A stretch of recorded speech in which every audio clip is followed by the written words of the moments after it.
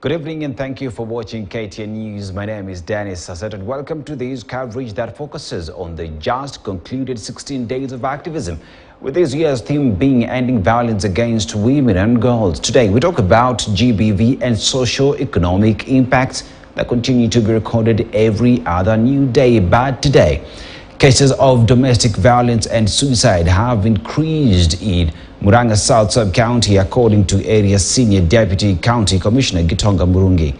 The DCC called upon families to try solve the domestic issues amicably without fighting, as these has resulted to many death cases lately.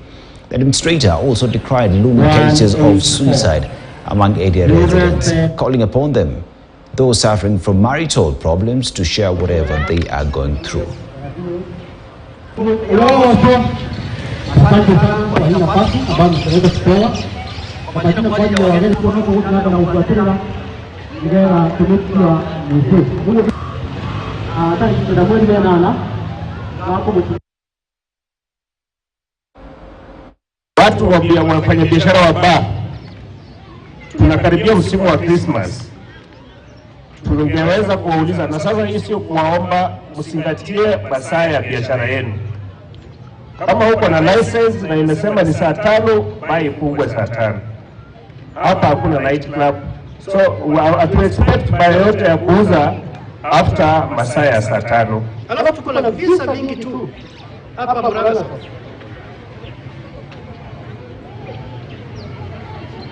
Via domestic violence. Watu wanauana ovyo. Mambo machache madogo ambayo angeweza kusuluhisha kwa familia yanafanya watu wanaondoa maisha yao. Na nafikiri ni jambo ambalo hilo linatakana tuliangazie sisi kama familia. Tuko na shida kwenye familia zetu. Tuko na visa vingi sana vya suicide hapa Muranga. Watu wanajitoa uhai karibu kila siku. Global economic data show that one of the consequences of globalization is the feminization of poverty, that is, making women generally more economically vulnerable than men. However, economic vulnerability is a phenomenon that also exists on the personal level. Typical forms of social violence include taking away the earnings of the victim. In studio with me is Millicent Kabugi, Nairobi CBD Regional Coordinator and a counseling psychologist, Amani Counseling Center and Training Institute, who will be taking us through the connection between socio-economic problems that we face and GBV. Welcome to the show, Millicent. So today we talk about GBV and its relation to socio-economic problems. Just define that for us. How does that happen? Socio-economic inequalities are because when we look at this, we are looking at the status of the victims or the people who become victims in GBV. So it is the meaning that or the value that one is given in society in relation to their level of education, their type of job that they do, whether they, whichever part of the, maybe of the city they live in, all that create the value of that person. And so when a person is economically disadvantaged, or their education level is not up to the level of what the society deems to be, up to standard, or what the society deems as a good education, then that puts the person at a disadvantage. Yes. And now when we talk about socioeconomic issues, how do we then tie these with GBV? How do we tie socioeconomic problems with gender-based violence? Okay, so when we look at socioeconomic issues, it's a matter of power and control. So when a woman, for example, is economically disadvantaged, probably they're depending a lot on their spouse. They are not able to maybe go out and fend or be part of the team that brings in the bread at the end of the day. Then this disadvantages the woman in this case, and now they end up becoming dependent on their partner. And that now brings an inequality in terms of power. And that gives more control of the economic resources to the man. And that now becomes an issue where a woman now does not have a say in many things that are happening around her life. Yes. So now we live in interesting times where girl power is being encouraged for girls to go to school. We have women being encouraged to go for courses that have been thought to be male dominated. And here is a question where women have been empowered. But we also have the society and the culture. I have money, we're married, and you're just supposed to be a housewife. How do we cure that? Well, statistically, through research that has been done repeatedly, the results show that when a woman is empowered financially, then the chances of gender-based violence taking place or intimate partner violence taking place is minimized. Because now they have a lot of self-worth and value, and they know that they also have rights. They are educated in terms of their value as a woman, as a person, or with equal rights to their partner. So it is important that partners who are in the same relationship, and they should actually work as partners. That's why I'm using that word.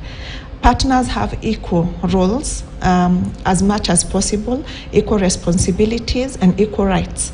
So the moment we start changing our thoughts and our way of conceptualizing the value of a woman in terms of the power that they hold within a relationship, then it is going to be something that would help with the gender-based issues.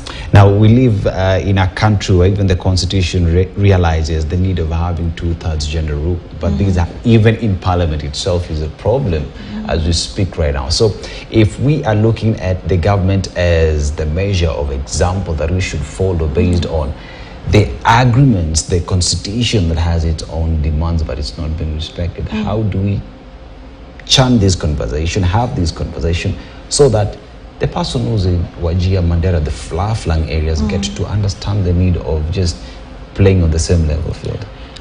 Well, I think the government has a lot of work to do in terms of advocacy and capacity building, especially the security institutions, because that is the first place that somebody who's experiencing gender-based violence would go to.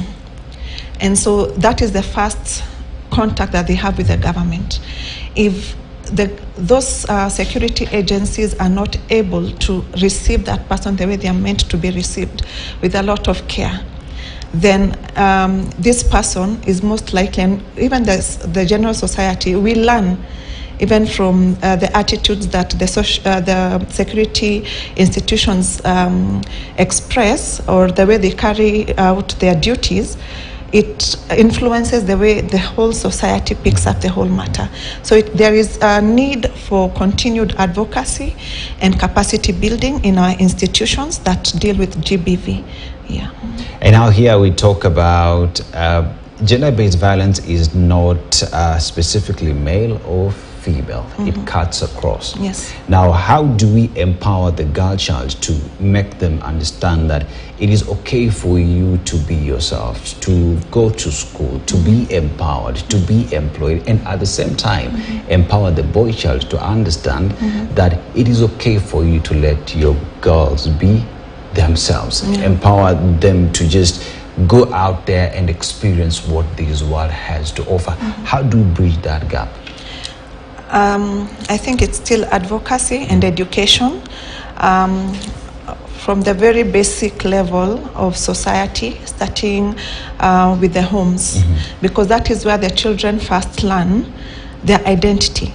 So if you can change the narrative from that very basic level, the parents, the way they psycho-educate their children, the way they even relate with each other, because we are modeling every time we relate with our children, the way they see us relating as a father and mother, that really matters a lot. Then that is what they are going to pick up even when they go to schools, because there's a lot of advocacy on that when we go to schools, and then it becomes now a culture. Now, we have places where people go to work. We have corporate bodies, and we tend to find that equal pay for equal work hasn't been realized the world over. Yeah. So let's talk about that in the context of Kenya. What does, say, the gatekeepers, the government, the labor unions, what must they do to ensure that if you and I are doing the same job, the pay is equal? Because we don't want to disadvantage you because you're a woman. Yeah. What should people do to make sure that there is equality in workplaces? I think it's enhancing the labor laws to ensure that they are followed. The human resource people also just to follow that up to ensure that it is happening, because it is not a matter of my gender. It is about the skill set that I bring and the value that I bring to the organization that matter. So I think that is quite critical. And that means consistently being a leader in terms of implementation of these particular labor laws. And even before we get to even work, there is school and education system. We find that stats show that within a year, a girl actually misses school close to around 100 days because of the menses. This has never been addressed. It's still a problem in the country as we speak, which means that the boy child will always tend to grasp more in class because the girl is always missing because of unavailability of sanitary towels. What should the government do in making sure that the girl child gets to enjoy same hours in class as compared to the boy child? Well, I believe that it's possible. The way the government has gone about, especially issues to do with sexuality, like providing free condoms to the general population, that even sanitary pads should also enjoy the same status, especially where high school and primary school children are concerned, so that we can be able to empower and create an equal platform for all the children. This is a conversation that has been ongoing throughout. As people who are in the civil society, you've had this conversation with the government. What is the feedback with regards to just making sure that girls are actually given sanitary towels? Mko wapi? Where are you as we speak right now? Well, we are working very hard, and I think we've made some good ground. We have so many organizations out there that are proactive in providing free sanitary pads to the girl child, just to ensure that they are not struggling during that time of the month. And even as a money counseling center, we also offer psychosocial support services to these girls, just to be able to help them even as they are struggling with various issues. Now, there is the aspect of counseling that is important as we talk about gender-based violence, and even just helping the girl child and the boy child know their identity moving forward and who they really are, because these are things that they tend to lack. So in terms of counseling services, be it from school, be it from churches, social setting, parents knowing how to deal with their children as they grow up, how important is counseling as a factor in dealing with gender-based violence and children just growing up, and women and men as well being who they are supposed to be? All right. So counseling, we offer psychosocial support services, and that means capacity building. Not just the parents, but also working with children in schools, and that means offering child psychotherapy to children. Even we have programs in Amani Counseling Center that cater for that, and we are able to work with children one-on-one. As also, we also equip the teachers on how to be able to work with the children, and also the parents, equipping the parents on how to be able to help, especially when the children have maybe had an experience where their rights have been violated. Then we equip the children to know that they have rights and where they are supposed to go and report. And from that point onwards, we are able to work with them together with their parents, because once the child comes out of therapy, they go back to the same environment. So how will the parent be able to support this child in that environment and be able to protect them? So we are able to equip the parents as well, because it becomes very difficult when you find that your child has been violated.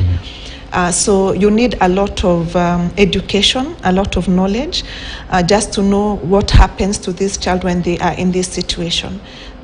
Now, we have societies that it's difficult to take girls to school because it gets to a certain point and it's the boy child who's given priority. Some, the girl child gets to a certain age and they are subject to be married off. What is your message to these societies moving forward as we conclude in 3 minutes? All right. So it's important for all the children to be treated equally, because when we say that we're taking the boy child, we're prioritizing on the boy child, we're looking at the value that they are going to bring back home, because we assume that the girl child will be married off and they'll be of value to the other family. But in actual sense, nowadays, it's all the children are of value to both sides of the family, and it improves the economic status of not just the society but of even the family.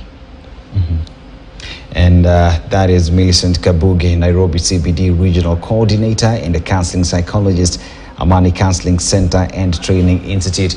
She says that we all have to take our place in the society, make sure that both girls and children are given equal opportunity in making sure that they just become awesome individuals moving forward, that everyone brings something on the table at the end of the day. My name is Danny Saseto. We continue having these conversations with regards to ending gender-based violence, especially on women and girls. Tomorrow we have this conversation, same place, same time. Enjoy the rest of your viewing and remember, be your brothers and sisters keeper. Good evening.